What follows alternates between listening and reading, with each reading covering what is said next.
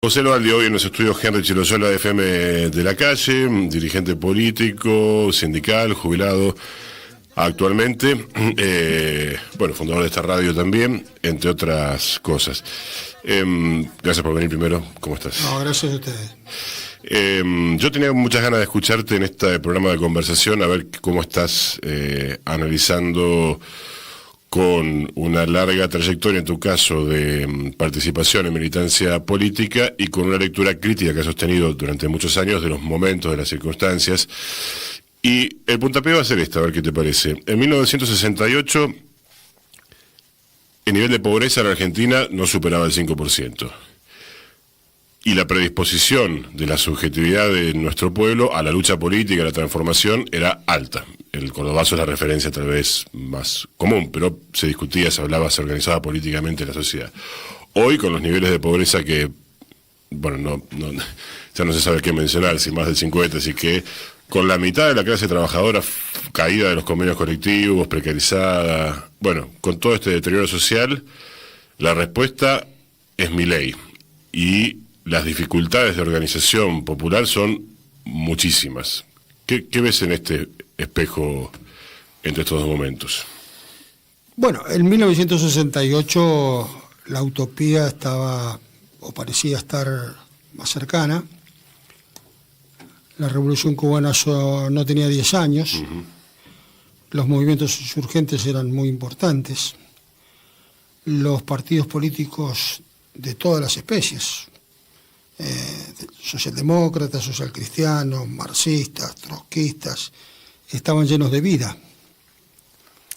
Y parecía que no alcanzaba solo con que hubiera 5% de pobreza, que los salarios fueran relativamente altos, inclusive para el nivel latinoamericano, uh-huh, comparados en algunos casos como la ECA Renault con salarios internacionales, sino que lo que había en el seno de la sociedad y en el seno de la clase, la idea de construir una sociedad diferente, una sociedad más igualitaria, una sociedad donde la explotación no sea el único camino posible. Y eso, por distintas razones,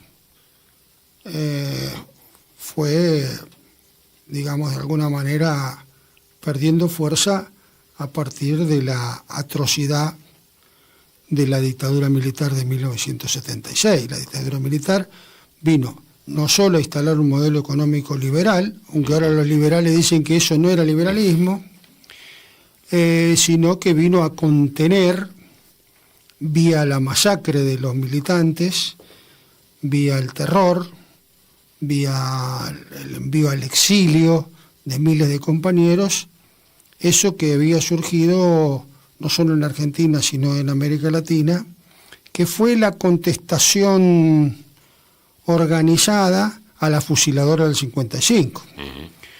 No fue la continuidad del gobierno de Perón, fue profundizando no solo las conquistas que se habían logrado en aquellos años, sino dar una vuelta de página y ya no hablar de cómo contemporizar el trabajo y el capital, sino con la idea de que los trabajadores tomaran las decisiones.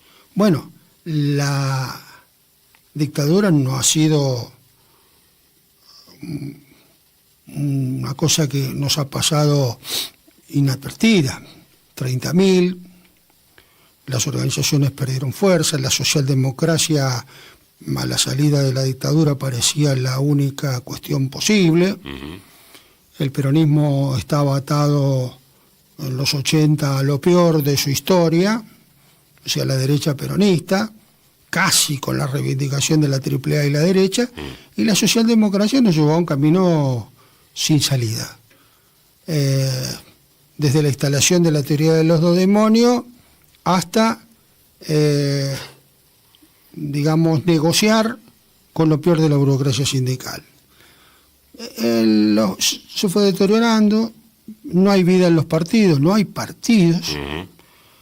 Las imágenes, las encuestas, las redes, los influencers, no sé cómo se llaman todas esas cosas, son las que instalan hoy los candidatos y las ideas. Acá quiero hacer un paréntesis, yo no le creo a todo eso, o le creo medianamente, porque la pregunta es, la respuesta contra el neoliberalismo en el mundo, Milei no es un fenómeno de estas tierras, porque acá hay mucho sol y la tierra es fértil, no, están los hermanos polacos, están los húngaros, está Vox, está Trump, está Bolsonaro, está los ecuatorianos, junto con eso están los tibios de Paraguay, los tibios de Chile, los tibios del Uruguay, que han sido una referencia histórica cuando parecía que todo se caía. Hoy la verdad que tiene enormes dificultades ese espacio. No quiere decir que no se recomponga, pero tiene dificultades.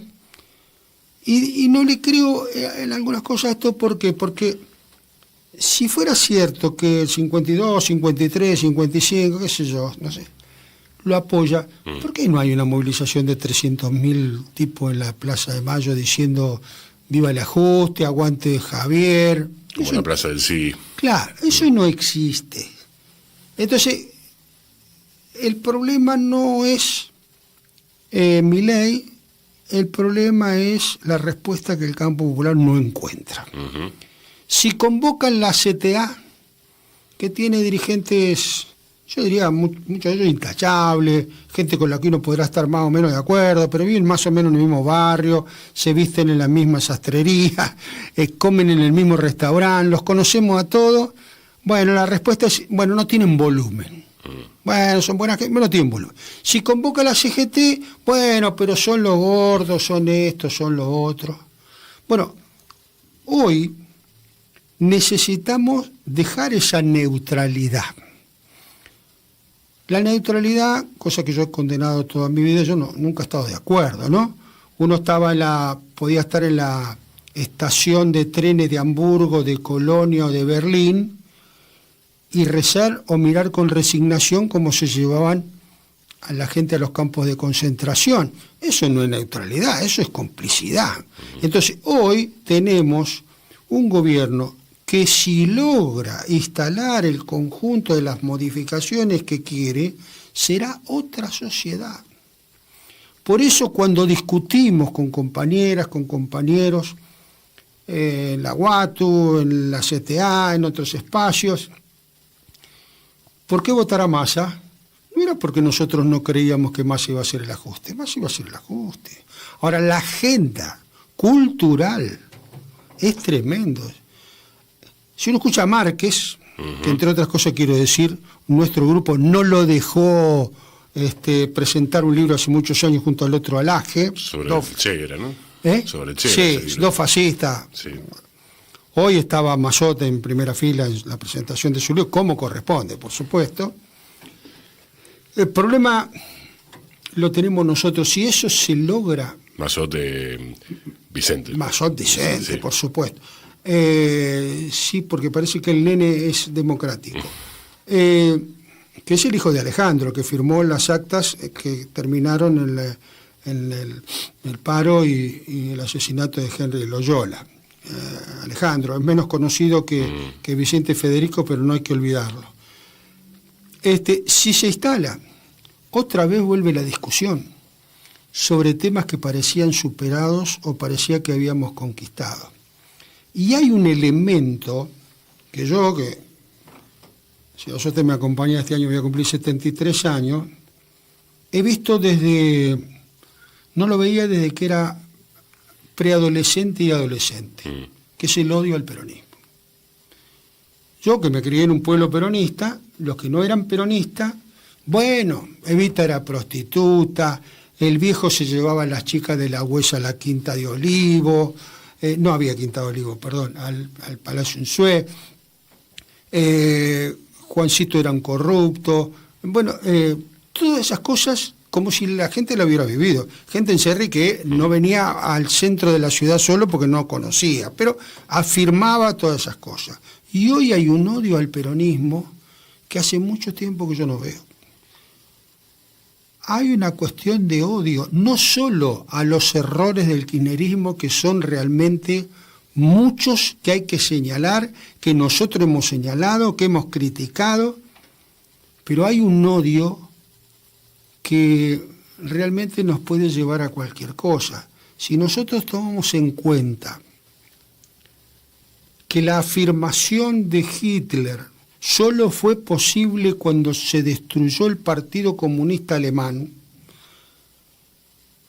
acompañado o aplaudido por una parte de la socialdemocracia y lo que se llama el centro de la política, es contrafáctico, pero podría haber hecho Hitler lo mismo con el Partido Comunista, no sé, no lo sé.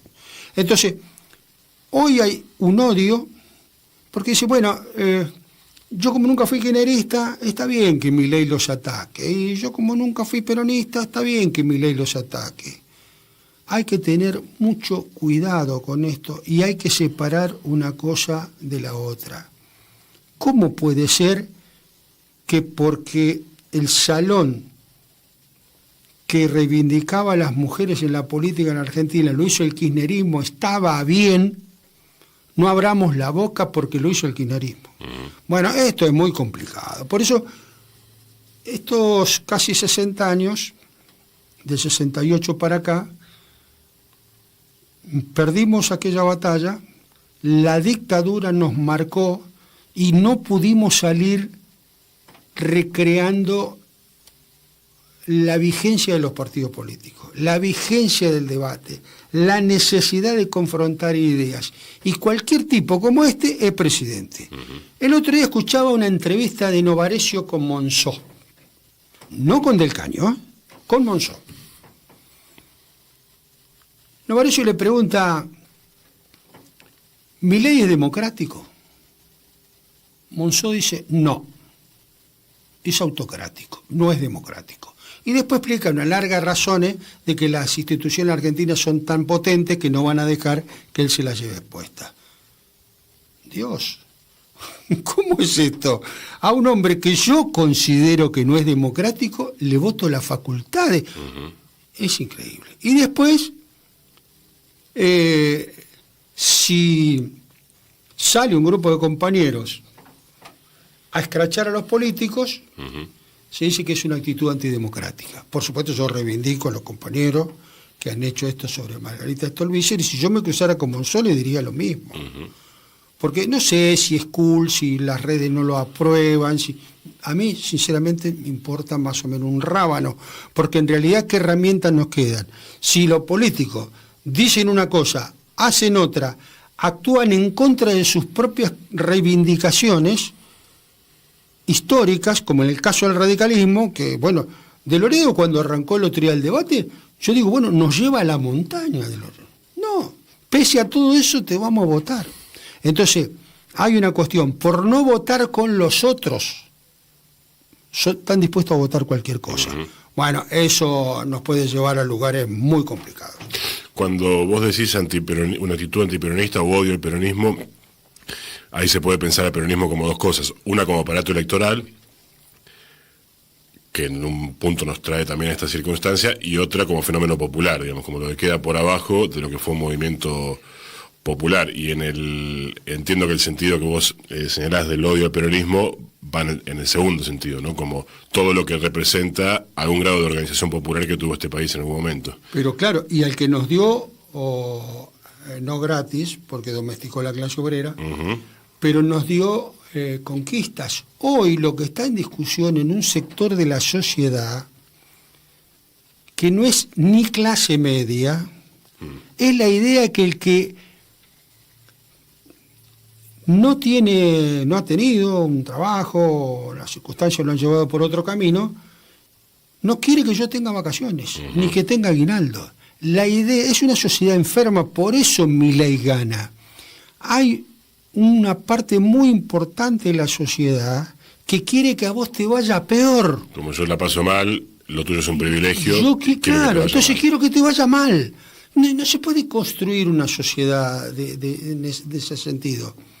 Y Entonces hay un odio a todo eso que representó el peronismo, aunque muchos dirigentes que consiguieron muchas de esas cosas no eran peronistas, o el propio peronismo los encanó.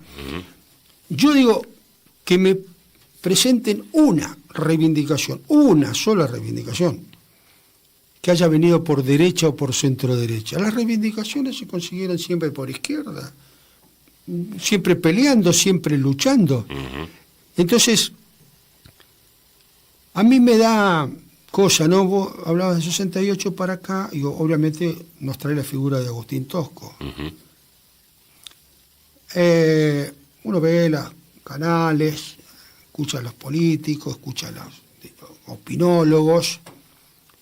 Bueno, no se puede parar con la CGT porque son esto. Cosas que muchas son ciertas, o la mayoría. Ahora, hay un grado de hipocresía. ¿Es cierto que la burguesía argentina quiere 1000 Agustín Tosco para que dirijan el movimiento obrero? No, a Agustín Tosco lo hicieron meter preso. O sea, tienen un grado de hipocresía fenomenal. Y hasta, inclusive, es complicado porque muchas de las cosas que los sectores medios se han beneficiado con el gobierno anterior y lo han usado todo lo que lo han podido, hoy lo critican de una manera que uno dice, es una hipocresía lo que dice la gente. Entonces, entre que no hay partido, no hay donde discutir, no hay debates,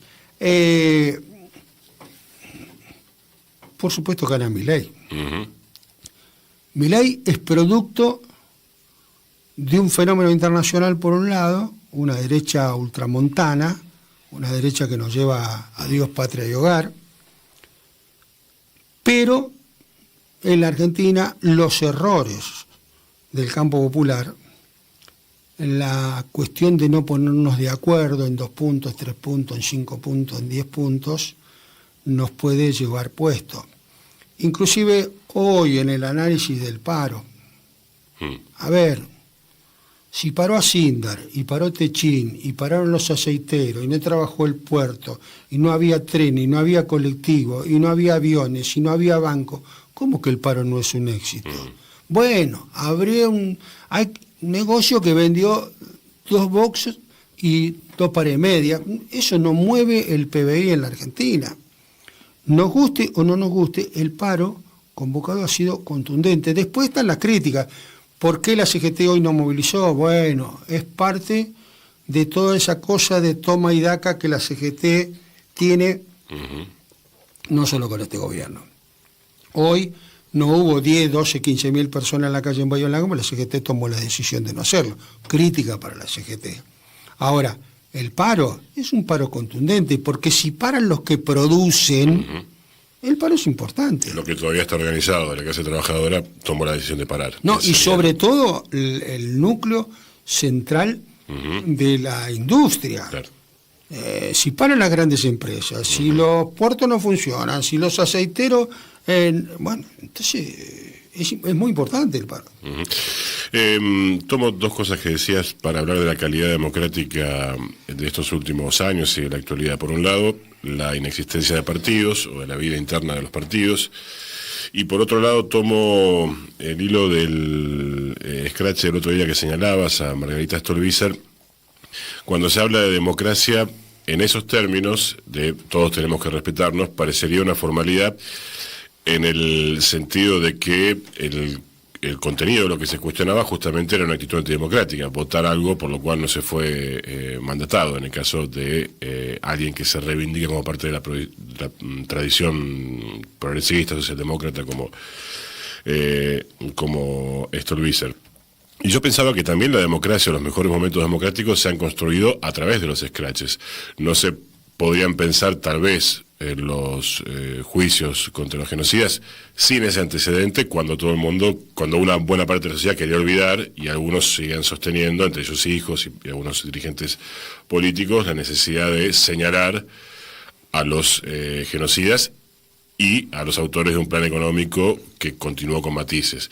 Entonces, el problema sería qué es la democracia, qué es una actitud democrática y cuál es la calidad democrática, que como vos decías no deja otra herramienta a veces a las organizaciones, a la población en general, que tomar una acción directa, ¿no? Sí. Yo, primero que nada, un paréntesis en el tema de todos. Sí. No hay todos. Viste que vos voy a escuchar la radio, el televisor, lo que sea. Entonces, todos estamos sufriendo. En serio. Que la mujer que hoy estaba en el acto mostrando un cartel porque su padre no le dan los remedios oncológicos, sufre de la misma manera que Paolo Roca. Por favor, no es cierto. No todos sufren, no es cierto. Bueno, tomará menos champán, pero le hace mejor porque ya es un hombre mayor. Yo reivindico eso, primero porque fui parte de eso cuando hubo que hacer scratches, cuando escrachamos la nueva provincia, cuando escrachamos a D'Alberti, que había pasado inadvertido, bueno, obviamente la actitud de hijos. Y en la ciudad ocurren casi en paralelo, en cuestión de días, 20 días, 30 días de diferencia, el escrache a Margarita Stolbizer, que el propio intendente condena, y la aprobación de declarar persona, no sé cómo se dice, valiosa, no sé cuánto de la ciudad, a Norman Fernández, donde el intendente no dice absolutamente nada. Norman Fernández, un miembro de la última dictadura, no un hombre que piensa a la derecha de mi pensamiento, no, un orgánico de la dictadura. ¿Qué le podemos decir a mi nieto? Mirá, podés estar en cualquier cosa, podés hacer lo que quieras, porque si jugás después bien a las bochas y llegás a 80 años, por ahí el Consejo Deliberante te declara persona. Entonces, ¿cuál es la calidad democrática de la ciudad? El intendente está a la derecha de la teoría de los dos demonios, porque si hubiera condenado los dos hechos, desde mi visión yo podría decir, Susbiele ha encarado la teoría de los dos demonios. No es lo mismo los compañeros que hicieron este escrache que Norman Fernández. Pero ni siquiera hizo eso. Se callaron la boca. Entonces, ¿cuál es la calidad democrática? Si la caja de resonancia de la democracia, que debería ser el Consejo Deliberante, está dispuesto a decirle a los bahienses actuales y al futuro que un miembro de la dictadura es una persona destacada de la ciudad, bueno, estamos en una situación muy complicada, muy complicada. Yo no le echo la culpa a Yular, que nunca supe si era un militante de algo, no, la verdad que no, desconozco, pero lo de los radicales, somos la vida, somos la paz, la gente que reivindica a Alfonsín, que llora en los homenajes, votar eso. Y los peronistas que no lo votaron, pero se callaron la boca. Entonces, ¿cómo se construye una sociedad? ¿Qué le dejamos al hombre de a pie, a la mujer de a pie, al joven de a pie? Bueno, que se cruce con Margarita Stolbizer o con Monzó y le diga lo que se le venga a la boca. Porque no te dejan otra alternativa. Todo lo otro no se puede hacer. Y tenemos un problema. Hay un sector también del campo popular. Y dice, bueno, hay que tener cuidado, no son otros tiempos, no son los 70, que también es cierto, pero algo habrá que hacer. Porque si nada se puede hacer, entonces las reglas de juego las pone el enemigo y nosotros aceptamos trabajar, estudiar, militar en las reglas de juego que el enemigo nos impone.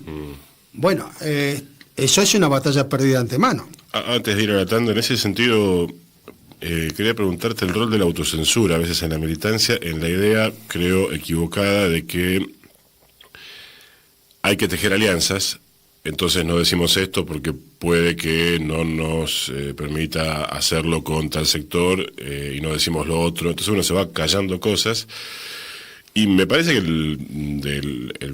las mejores de las tradiciones políticas en cualquier lugar del mundo se caracterizaban por el debate político. Luego del debate político, las alianzas posibles, pero justamente por las discrepancias puestas sobre la mesa. No, uno toma, no sé, momentos álgidos de la lucha popular en Argentina o de los momentos del siglo XX de la Revolución Rusa, etcétera, donde se debate entre la militancia. Luego se acuerda y se va en un sentido.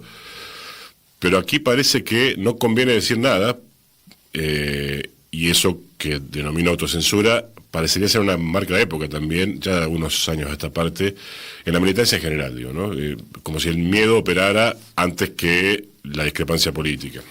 Las únicas alianzas duraderas y fecundas para la lucha popular han sido las que estuvieron impregnadas de un debate apasionado, de un debate de frente, de un debate de cara a cara.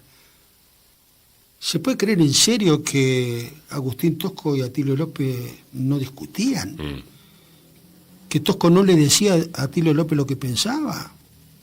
¿Se puede decir que la alianza con la CGT de los argentinos careció de críticas por parte de Agustín Tosco a la conducción de Raimundo Ongaro, y eso no le permitió ir a la CGT de los argentinos? Muy por el contrario.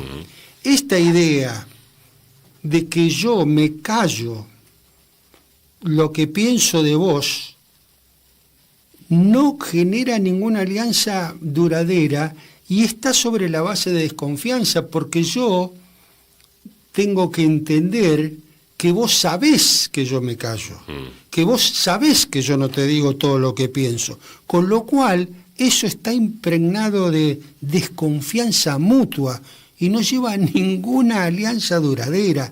Y hay una autocensura en el sentido de decir lo que tenemos que decir. Edgardo Fernández de Stacco nos decía, cada vez que charlábamos con él, che, está bien, pero hay que hablar de socialismo, decía Edgardo. Bueno, entonces uno dice, bueno, que es socialismo, que él fracasó, tiene dificultades. Bueno, hay que hablar de la idea de socialismo que tenemos. Tenemos una autocensura y eso no nos está llevando por buen camino.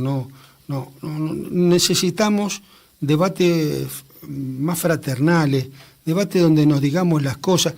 Decirnos lo que pensamos es sano y es fraterno. Y eso construye alianzas duraderas. Lo otro es, bueno, hay que ganarle a fulano, nos juntamos entre varios, nos callamos la boca, bueno, miramos para arriba y le ganamos a fulano. Ahora, después que le ganamos a fulano, no sabemos qué hacer. Y entonces aparecen los Milei, que no son una cosa nueva, Yo soy bastante seguidor de la política española y sobre todo la política vasca. Es un fenómeno a ver. En los lugares donde los pueblos tienen identidades, los vascos y los catalanes, la ultraderecha es o inexistente o minoritaria. Cuando tenemos las grandes urbes como Madrid, donde hay la ultraderecha hace pie, o en ellos llaman la España vacía, la España rural.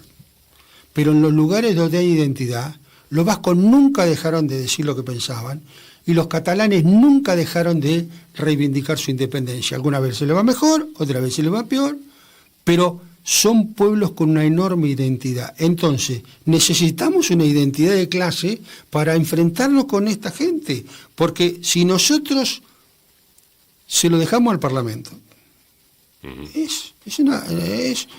perdemos de antemano. Hoy, por ejemplo, que el Consejo Deliberante, que nadie sabe ni qué corno hace, hoy sí se reúna. Cuando tuvieron que suspender la reunión porque la presidenta tenía que ir a un encuentro libertario, se suspendió. Y hoy es una provocación. Claro, como a nadie le importa un cuerno lo que hace el Consejo Deliberante, ni siquiera es una provocación porque a nadie le importa nada. Pero, insisto, ni censura ni autocensura. Nos tenemos que decir las cosas como nos las tenemos que decir.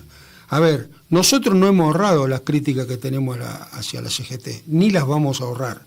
Ahora, no vamos a dejar de marchar con los trabajadores que sus gremios están afiliados a la CGT, porque no nos gusta Juan o no nos gusta Pedro. Eso no lo vamos a hacer.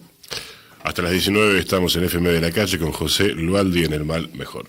Segundo bloque con José Lualdi en El Mal Mejor. ¿Cómo te acercás vos a la política? Yo me acerco a la política la escuela fábrica, ya era ENET, pero siguió siendo escuela fábrica para la cuestión popular, ¿no?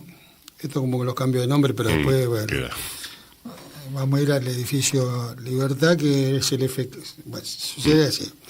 Me acerco ahí en una pelea, obviamente, con el Onganiato, y en una escuela donde se supone que todos eran peronistas, pero bueno, estaban los peronistas que estaban con Onganía, como Bandor, y estaban los otros. Recuerdo que los jóvenes peronistas en la escuela fábrica los dirigía Trujillo, que después se recibió ingeniero, bueno, lo conocemos, todo en la política y demás. Así que yo me acerco con inquietudes ahí. Era una familia donde se discutía de política, ¿no? Mi padre había sido uno de los fundadores del sindicato, de extracción radical. Sindicato de la carne. Sindicato de la carne. Mi madre, cosa que yo me enteré después. Mi madre, porque vivían en Cerri, estaban claro. Sí. Mi padre lo fundaron antes que entrara Juancho, con lo cual estaban bastante más ligados a Cipriano Reyes. Eso. Después, bueno, los compañeros se fueron afiliando al peronismo, mi padre no. Recuerdo una conversación con mi padre cuando yo era adolescente y empecé a militar en la escuela. Yo vi una casa vieja, esas casas que tienen 50 metros de fondo, y mi padre me lleva hacia el fondo de la casa y me dice: mire, amigo, si los radicales son como en este pueblo y los peronistas son como en este pueblo, hay que ser peronista. Y él era radical. Bueno, yo siempre tuve inquietudes. Después, por supuesto, estuve en el gremio de la carne, entré a trabajar en el 70. Y en realidad mi condicionamiento para militar en el peronismo, cosa que no me hubiera sido difícil, todos los amigos, desde Alcides, Nino, otros, mi condicionamiento no era menor. Yo nunca me arrimé el peronismo por Juancho. No, la verdad que Perón es una cosa que nunca me cerró. Yo siempre he leído bastante a Perón. Y si hubiera sido por Cook, capaz que hubiera sido peronista. Pero las limitaciones de Perón, la conciliación de clase, su visión del mundo, su neutralidad ante la guerra y sobre todo viendo ya las atrocidades que habían pasado, impidió. Yo siempre fui amigo, trabajé con ellos, pero sí, siempre fui un hombre independiente. Y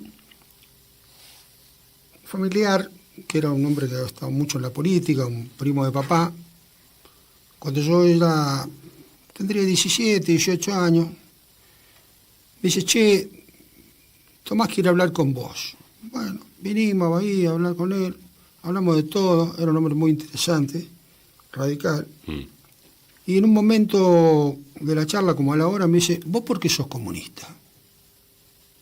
Y yo le digo: yo no soy comunista.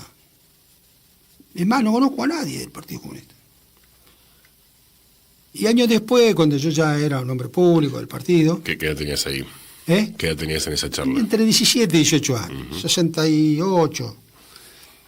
Y cuando yo fui un hombre público del partido, bueno, todos conocen más o menos, he sido desde el secretario político al jetón del partido. Mi padre un día me dice: ¿por qué le mentiste a Tomás y no le dijiste que vos eras comunista? Es que yo no era comunista, papá. Pero tenía esa visión,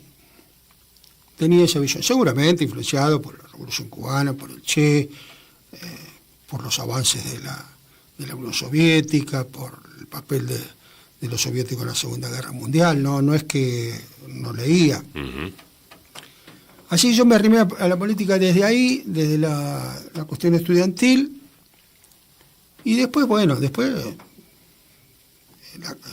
la carne, delegado de la construcción, bueno, ya después afiliado al Partido Comunista, pero siempre he sentido la política como necesaria. No hay forma de transformar la sociedad sin actuar, sin militar, sin organizarse, sin estar con otros, sin intercambiar ideas, sin crítica, sin autocrítica. Y una palabra que parece que ahora tampoco está muy de moda, sin sacrificio. Ujú. No el sacrificio personal, autorreferencial y demás, pero requiere de sacrificio. El sacrificio es, en este laburo no voy a ascender porque tengo estas posiciones. Ujú. No hay forma de... David Villas decía, a mayor capacidad crítica, mayor riesgo de sanción. Correcto. Yo trabajé mucho cuando era joven, adolescente grande, Ujú. en el Club Sancinena, pero nunca iba a estar en la comisión del Club Sancinena. No me hubieran permitido. Ujú. Y viste, es una sanción ahí. Bueno, es un buen tipo, pero, viste, a mi padre lo cargaban cuando yo ya era un hombre grande, a jugar al Musa, a la italiana, y entonces le decían, che, viejo, ¿cómo anda el pibe tuyo? Dice, ¿cuál pibe? Si yo tengo dos. Dice, ¿qué anda la política? Bien, dice, ahí anda, siempre está leyendo esos libros que lee, dice. Y como papá era un hombre medio paisano, medio del campo, dice, el problema es que tiene razón. Pero yo la política siempre la viví con mucha pasión. Nunca tuve en mi casa ninguna cuestión de, che, en esto no te metas, Ujú. che, tené cuidado. Creo que el hecho de que mis viejos hubieran sido militantes ayudó. Y el problema es que hay veces que la política no se vive así, ¿no? Se está atrás de los cargos, se está atrás de estas cuestiones. A mí me parece que la necesidad de involucrarse en la política es vital. Si no, están los Milei. Los Milei siempre están. Se llamarán Milei o se llamarán de otra manera. Y entonces necesitamos involucrarnos. Bueno, yo ya casi puedo decir que dentro de poco ya casi voy a cumplir 60 años con la política. Y la verdad que me ha dado muchas satisfacciones, en el sentido de haber estado en el lugar, Milei dice, estamos del lado correcto de la historia. Yo haber estado del lado correcto de la historia, con los compañeros, no exento de errores, no exento de, en mi caso, que me ha tocado dirigir, no exento de actitudes personalistas que a veces han jodido el colectivo. Lo dije en mi despedida de trabajo que vos estuviste, y lo sostengo, pero me ha dado mucha satisfacción. Y después me ha dado hermanos de la vida, gente con la que a veces no me veo durante mucho tiempo, pero las recuerdo con un enorme cariño. Haber militado casi 60 años y haber sido partecita, junto a otros compañeros, de poder sacar a la luz los crímenes de la AAA, llevarlos a juicio y meter preso a los que pudimos meter preso, bueno, me parece que está bien, Eso solo puede haber valido no haber ascendido en un trabajo o haber sido mirado de costado o, bueno, tener que pelearme a veces con amigos que no sé si amigos, pero con conocidos de toda la vida, por las posiciones que uno ha mantenido, con otros que han preferido, no decir lo que pensaban. Entonces, la verdad que abracé la política muy de joven, como la mayoría de los que abrazan la política, y hoy a los 72 años sigo creyendo que es el único lugar posible para cambiar las cosas. Sin política, sin organización, sin debate, no hay forma. Lo demás es impotencia. Sí, bueno, es impotencia. Podemos renegar contra Milei o contra quien sea, pero lo demás es impotencia. Entonces, me parece que eso es un camino. No está en las redes, no pareciera que no está de moda, pero necesitamos eso. Y necesitamos involucrar a los jóvenes. Por eso yo personalmente estuve tan emocionado en la marcha universitaria, porque vi tanto piberío, qué sé yo. Una marcha universitaria que lo voy a decir, nunca lo digo, pero lo voy a decir. Sí. Una marcha universitaria que reivindicamos, que valoramos, que casi todos nos queremos hacer cargo de que hemos sido nosotros, pero que convocó la Unión Cívica Radical. Nos guste o no nos guste. El 80% de los decanos son radicales, la FUA son radicales, y por eso no tiene la continuidad que merecería tener. Después hubo autoconvocatoria, hubo gente valiosa, hubo sectores de izquierda, pero esa marcha, nos guste o no nos guste, la impronta de la Unión Cívica Radical es muy alta. Vuelvo a la juventud por una pregunta que te voy a hacer después. ¿Te acuerdas de las primeras actividades militantes que suelen marcar, porque se viven con mucha intensidad, con el fuego que supone estar participando del curso de la historia? Uno cuando se suma militar, no sé si conscientemente, pero de alguna manera está poniendo el cuerpo en algo que es la política, que es lo que transforma o puede transformar la realidad. ¿Tenés recuerdo de algunas de tus primeras actividades militantes? Bueno, recuerdo una cuestión, hoy hablábamos del odio del peronismo, ¿no? Sí. Bueno, la gente, como uno era de Serri y morocho, creía que todos eran peronistas.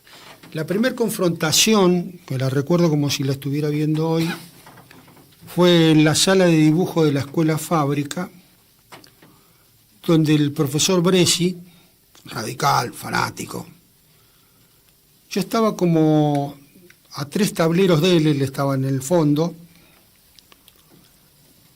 y de la nada, eran 2 horas de dibujo, era un embole, dibujo técnico, de la nada Bresci se dirige a mí y me dice: Eloaldi, señor, ¿cuándo van a volver a quemar las iglesias?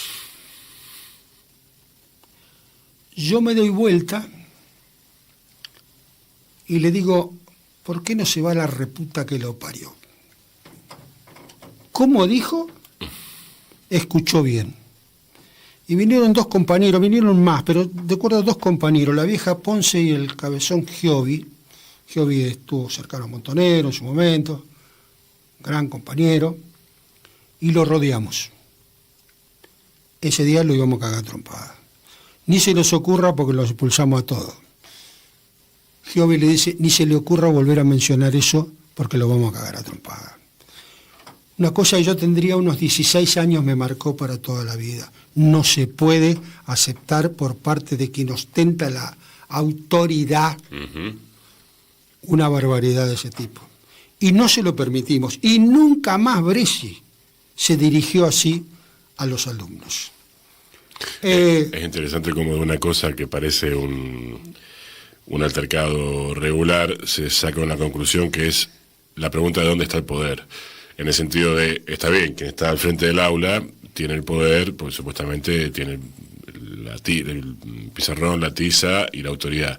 Sin embargo, quienes supuestamente no tienen el poder, si se organizan, pueden poner límites y delimitar hacia dónde, ¿no? Porque a veces parece que el poder es solo una formalidad y depende de también la capacidad de organización de quienes supuestamente no lo tienen, ¿no? Yo se lo he comentado a la hija, que es una militante, una gran compañera, y se cagaba de risa y siempre mi viejo era así.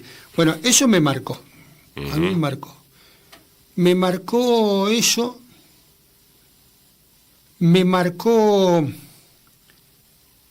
Yo era un militante cuando ingresé al frigorífico.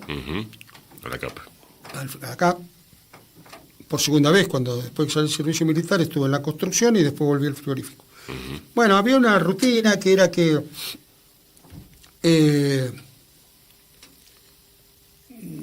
tenías que pasar por la oficina del jefe personal y estaba el jefe del área que a vos te correspondía.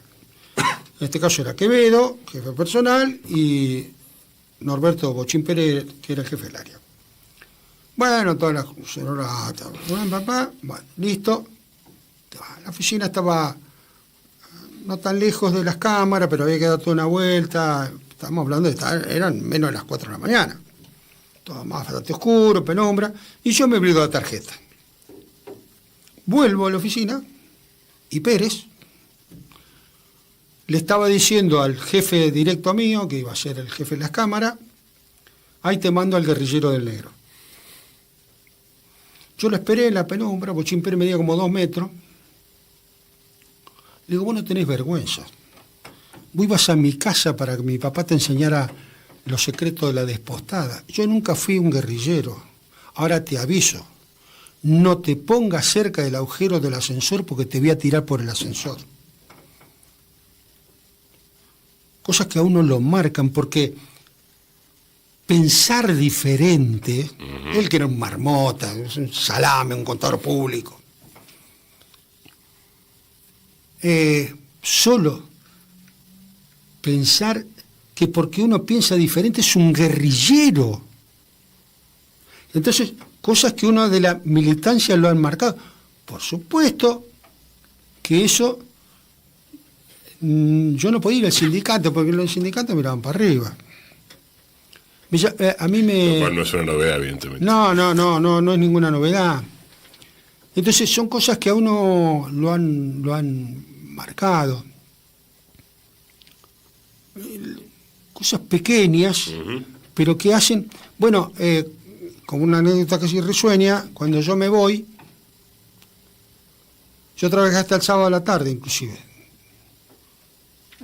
Me llama el mismo jefe personal y el mismo jefe de área y me dice, Lualdi, ¿cómo se va a ir? Pero usted sabe lo que me pasó, la AAA, esto, lo otro. Pero nosotros tenemos las mejores perspectivas para usted. Usted en 2 años va a ser el jefe de las cámaras. Pero si ustedes me querían echar porque yo era guerrillero. Una hipocresía, por supuesto no me hubieran dado nada, ¿no? Eso está claro. Entonces, esas pequeñas cosas de confrontación con las jefaturas son muy importantes porque a uno lo marcan y porque uno, no es el general San Martín, por supuesto, pero también deja una impronta en otros. Dice, bueno, se le puede contestar al profesor, se le puede contestar al jefe de área. No hay que obedecer necesariamente. No necesariamente. Lo que hay que obedecer es si el tipo me dice, mire, la caja de lomo, llévela de la cámara 4 a la cámara 5, yo agarro la caja de lomo y la llevo, porque eso es una orden de trabajo. Ahora, lo otro no es una orden de trabajo. Y esta cuestión es muy importante. Yo recuerdo también en el club, éramos adolescentes ahí, no dejamos entrar a 2 chicas a la Peña Rojiblanca porque habían sido hijas de carnero, eran hijas de carneros. Yo no le conocía ni la voz, nunca intercambié una palabra con los hijos de los carneros, nunca. Uno podría decir, bueno, los pibes y las pibas no tenían la culpa. Bueno, pero mientras nosotros estuvimos 89 días comiendo papa con orégano, mientras escuchábamos los Pérez García y le preguntábamos a papá y a mamá por qué no cenaban y nos decían, bueno, cae mal, viste cómo es, papá y mamá ya son grandes, no había para comer. En 1962 mi papá tenía 31 años. Nunca. Entonces, esas cuestiones, es decir, acá estamos nosotros y acá están ellos. No tenemos nada que ver, que se junten donde quieran, que hagan lo que quieran. Una ética popular conjunta. Pero una cuestión que nosotros tenemos que reivindicar. No es lo mismo tener una actitud honesta, aunque con errores, con la clase, que tener una actitud deshonesta. Si es lo mismo, estamos listos. Yo te preguntaba acerca de ese momento de juventud por la pregunta final, que si vos tuvieras la posibilidad de hablar en espejo con aquel José, y si él te preguntara a tus 72, casi 73, ¿aprendiste algo en la actividad política? ¿Por dónde voy? ¿Qué cosa sí debo hacer? ¿Y qué cosa considerás que es un aprendizaje? Porque por supuesto que siempre hay errores, si no, no habría humanidad, ¿no? En cualquier actividad uno aprende justamente cuando se equivoca, ¿no? La única manera de aprender es equivocarse. Entonces la pregunta es, de estas décadas de actividad política, ¿qué aprendiste y qué reivindicás y qué considerás que son errores que no le recomendás al resto? Primero le diría, involucrate porque vale la pena. Involucrate porque vale la pena. Aprendí que nada se puede solo. Que si no es de conjunto, las cosas son complicadas. Pero que el esfuerzo personal no se puede negar. La suma de ese esfuerzo construye una fuerza política importante en un sentido, si lo debatimos antes, si nos ponemos de acuerdo antes y demás. Ahora, sin sacrificio, sin resignar, no voy a ascender. En este lugar no me van a dejar estar. Esto me está negado, pero vale la pena porque tengo una idea con un conjunto de compañeros que creo que es la correcta. Tengo una honestidad intelectual que es la que me sostiene, aunque un sector me rechace. ¿Qué le diría? No haces, no hagas. Bueno, no seas personalista. Podés tomar las decisiones más correctas, pero si eso ha lastimado a un sector, aunque sea minúsculo de ese colectivo, tenés que volver para atrás, tenés que dar marcha atrás, tenés que pedir disculpas, tenés que volver a generar confianza, porque las actitudes personalistas que todos tenemos y que nos negamos muchas veces a ver, aunque amigos nos lo digan en el oído, son las que no han ayudado a construir un colectivo más fuerte, más serio. Entonces le diría, involúcrate, no importa qué parte de la sociedad te rechace, no cometas errores por personalismo. Por personalismo no, porque el personalismo, aún con las mejores intenciones, daña sobre todo a aquellos que a veces no tienen la impronta de poder pararse ante el otro y decirle, mire compañero, usted está equivocado, mire compañero, no vayamos por ahí. Entonces, como es silencioso, uno lo daña y no sabe cuál profundo ha sido el daño que le ha causado. Gracias por este rato aquí en FM de la Calle. Sí, que cerrar la nota como quieras, si querés agregar algo que no te hayamos preguntado y que te preocupe hoy. Bueno, la verdad que es una nota interesante, uno se puede explayar. Yo lo que digo es, no creamos que la batalla está perdida.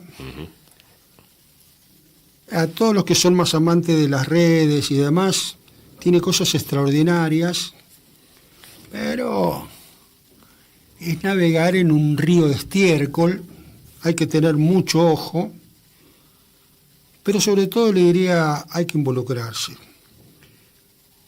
Si pudimos salir del horror de Videla y compañía, si fuimos capaces de derrotar la re de Menem, si no dejamos instalar el gobierno, no de la Rúa, de López Murphy, si nos bancamos la traición inclusive de un sector socialdemócrata que acompañamos, si hemos sido críticos al kirchnerismo, pero no tenemos un odio de clase a aquellos compañeros que se reivindican peronistas, lo de Milei será más temprano que tarde. Ese proyecto que tiene la derecha, no solo en lo económico, en lo cultural, no puede pasar en la Argentina. No podemos volver a las cavernas. 40 años de democracia, restringida, renga, todo lo que quieramos decir, nos sacaron de la caverna hacia el patio. Estábamos ahí en el jardín, no mucho más, que no debíamos ir mucho más lejos. Lo que esta gente pretende es que volvamos al fondo de la caverna. No lo podemos permitir como sociedad. Entonces, comprometernos en cada lucha, por más minúscula que parezca, es muy importante. Porque lo que a mí me puede parecer minúsculo, el que está sosteniendo esa reivindicación, se le va la vida. Entonces hay que estar, hay que participar. Y en todo caso, ustedes que están acá en este medio, son parte de esta concepción que yo digo, ¿no? Yo miraba el estudio hoy y he visto otros estudios de esta radio a lo largo de 35, 34 años. Y bueno, uno se pone contento que las cosas estén mejor, pero la porfía de mantener un medio como este demuestra que contra los poderes fácticos se puede mantener un medio de comunicación, aunque no nos inviten a la fiesta de fin de año de los periodistas en la ciudad. José Lualdi, en El Mal Mejor nos despedimos hasta el lunes y va a estar Alejandro Horowitz. La entrevista que vamos a grabar va a estar mañana en Bahía Blanca a las 19:30 presentando Lenin y Trotsky, los dragones de Marx. Tiene la deferencia de compartir con nosotros una grabación, así que 1 hora de conversación con este historiador compartiremos el próximo lunes.